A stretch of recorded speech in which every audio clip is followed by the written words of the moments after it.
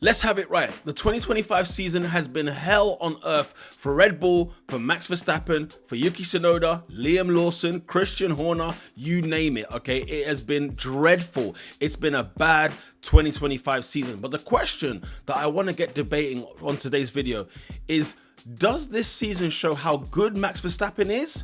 Or does it show how bad Red Bull are? Okay, we need to get into this. We need to chop it up because I want to know what you guys think in the comment section down below.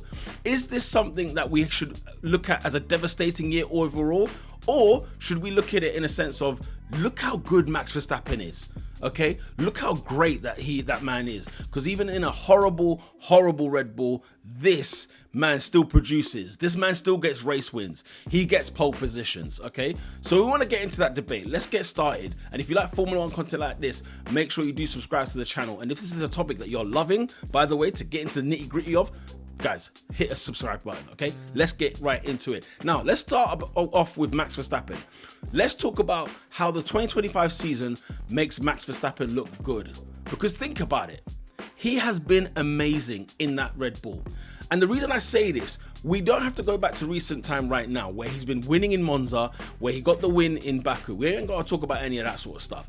What I want to talk about is that win in Japan early in the season. That was when Red Bull was at its worst.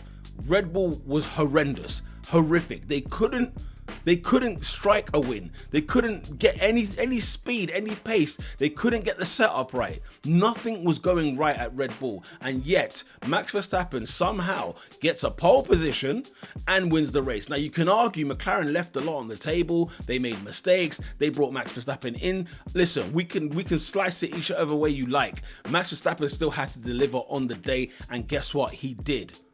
Max Verstappen is showing that even in a terrible car, because there's a big debate when it comes to Formula 1 haters out there. Is it the car? Is it the driver? The driver's only good because they got a good car. Well, let me tell you something right now. Max Verstappen doesn't have a good car, and he is killing it right now in that Red Bull. Red Bull are P4 in the constructors at the time of recording. The second driver, and this is an indication of where this car really is. Because in comparison to his number 2 driver, in comparison to his teammate, whether it was Liam Lawson who was only there for a slice of pizza, or for Yuki Tsunoda who has had a shocker of a season, when the season looked like it was going to start very well because he was in that, I almost called it a Toro Rosso, V-carb racing bull. There is a massive gap. The gap is stark. Okay, so Max Verstappen is showing that even in this terrible car, I will still dominate my teammate. I will still put seconds and minutes on my teammate on race days. This is, we're getting a contrasting Red Bull where one driver can finish P1 or P2 or P3 and the other driver is finishing P15, 16, 17, 18. It's completely contrasting. You can really struggle to make a debate and make an account as to who is actually benefiting from this situation. What's the real story when it comes to Red Bull in 2025? That's one of the reasons why, this looks tremendous on Max Verstappen, because even in the midst of hell, he's getting pole positions. He's nicking race wins off McLaren. There are moments when he's got 25 points dunking on McLaren, dunking on the likes of Oscar Piastri when he DNFs and Max Verstappen claims 25 points. And even when Oscar Piastri's out, Lando Norris is nowhere to be seen. Max Verstappen is collecting race wins. This is what's going on in 2025 at the state of play. Do you know what else this shows? And the reason why it's good? It gives Max Verstappen options. See, the whole world, the Formula 1 grid is watching and seeing what is taking place at that Red Bull. They are seeing what's taking place with Max Verstappen, with all the commotion, with everything that's been going on, with all the chaos that has ensued over the last 2 seasons where the car has been declining year on, year out, month by month, week by week, race day by race day. Max Verstappen somehow still pulls off great results. It's giving him options. That's why it looks good. People are chomping at the bit to sign Max Verstappen. We've got teams like Mercedes lifting up skirts to show Max Verstappen what to do, to show him to come over to the Mercedes team. We've got Ferrari who just seem to lose the plot. They go and sack Carlos Sainz and then they go and bring in Lewis Hamilton, and yet Lewis Hamilton's having a hard time over at Ferrari, and they would love to have a driver like Max Verstappen in. It's giving this man options. We're hearing about the links with Aston Martin and what the potential of Aston Martin can be. There is no way that Red Bull or even Max Verstappen would be looking anywhere else unless the car was good. But because the car is not great, he has got options. Teams are looking at this Max Verstappen situation of it all. If he's not happy, people will drop everything to get Max Verstappen into their team because he's the best driver in the world. He's the best driver today. Okay, so Max Verstappen is creating options, and it's making the fact that he's got options makes him look good in 2025 in this dreadful season. And the other thing I will say, the third and final thing on the Max Verstappen of it all, status. Look at the status, look at the reputation of Max Verstappen now. Once upon a time, we were talking about how boring Formula One was. Max Verstappen's winning every race. There's no competition. It's boring. People hating Red Bull because they hate people like Christian Horner. They hated all of that sort of stuff. Now we are talking. The haters have now come over and said, "Hang on a minute. We got to call it what it is. We got to call it what it is. Max Verstappen is the best." That's what they're saying.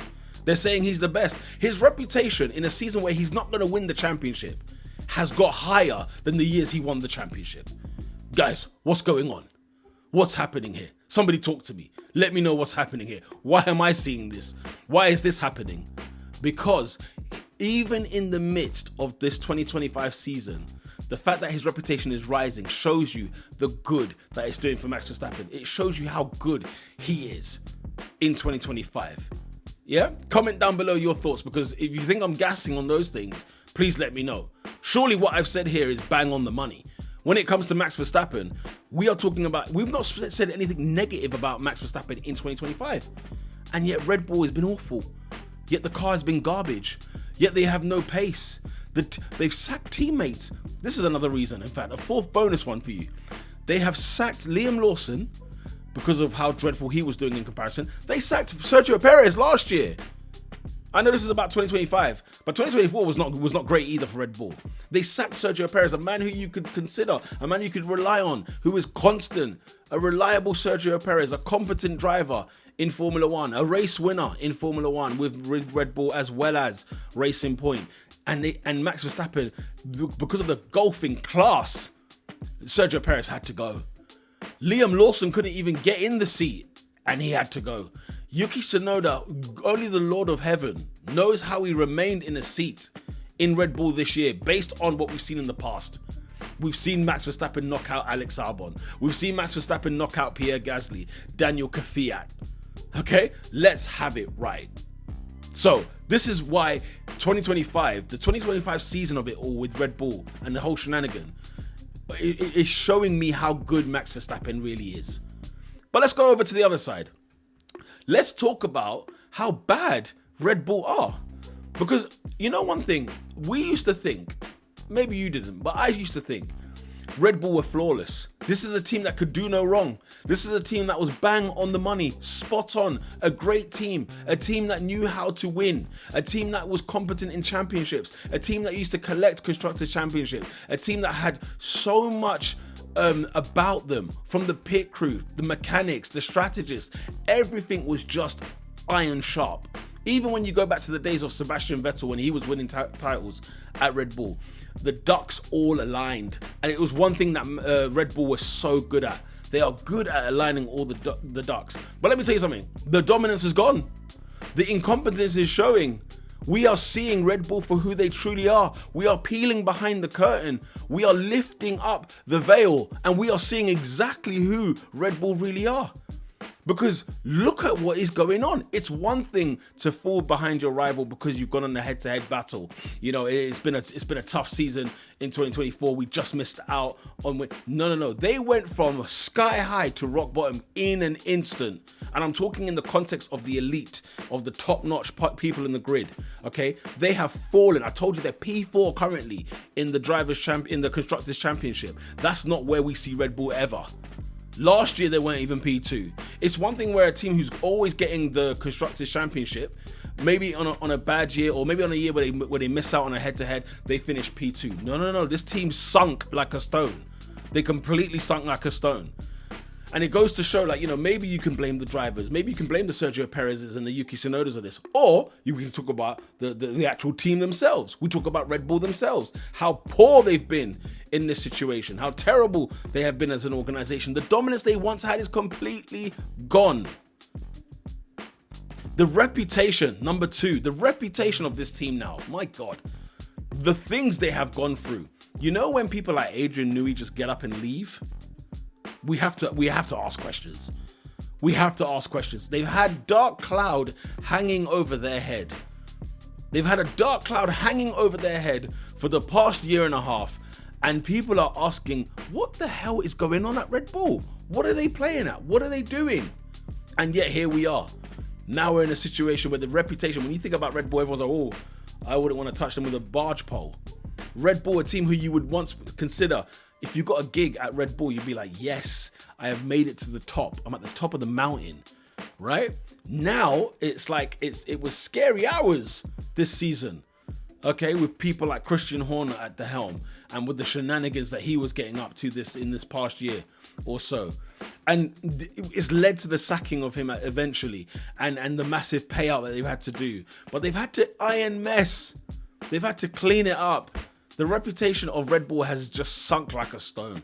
Number three, the chaos.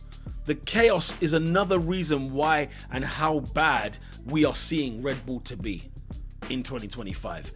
Max Verstappen's father, Jos Verstappen, former Formula One driver, of course. The whole beef between him and Christian Horner. The fact that Christian Horner had this allegation going on, hanging over his head. And to boot, Helmut Marko is just chaos. Right? He's just a grenade waiting to go. And in all of this, the performances on track where it matters most were not happening anymore. They were failing in that area. And so where maybe Red Bull can cover up and be like, they won the Drivers' Championship last year. Yeah? Max Verstappen won the Drivers' Championship last year. But there was a year where Red Bull, out of 24 races, they won 23. Or it was either 23 races, they won 22. And only Carlos Sainz in the Ferrari got the other race win. Max Verstappen had a load of races, and I think Sergio Perez had 2 in that season. We've gone from there to this, and it turned in such a flash, people. The way that the chaos ensued, the way that it was like an engulfing fire. It just, all of a sudden, the match got lit and then the building burned down. And this, if you're a serious organization, this doesn't happen. And if it does happen, it gets nipped in the butt. There's a fire extinguisher on site. And yet all we've seen is Red Bull demise, fall off a cliff because of the chaos. The chaos has shown how bad they are. And you know what else? Just to add a little bonus on there, Laurent Mekies has come into Red Bull now. Look at Red Bull now. Why does everything seem calm and still? Why is it that the waters don't seem so wavy? Why doesn't it seem like there's a thunderstorm going on over there? A massive stormy situation. All of a sudden, everyone's chilled. They bring an upgrade, right? And all of a sudden, I'm seeing, not only am I seeing Max Verstappen on pole and winning races and getting grand slams in 2025, I am seeing Yuki Tsunoda in the points, comfortable. P6? What am I seeing? I can't believe this is the same season. And, maybe, other teams have to take responsibility. But when I look at a Ferrari and a Mercedes, I say, look at yourselves, guys. Look at yourselves. Look what Red Bull have come out of and look what they're doing. But that shows you how bad this season has been. And it shows you why it is shown how bad Red Bull are in 2025. Have I made a case? Have I made a debate here worthy of scratching heads? I want to get your comments in the comment section down below. Let me know what you think in terms of this. Is this good, Max, or is this bad Red Bull in 2025? I need to know. Smash a like on the video if you like Formula One content like this. Subscribe to the channel as well if you are loving Formula One topics of this caliber. YouTube thinks you will like this video over here, so make sure you go ahead and click on that. And until next time, lights out.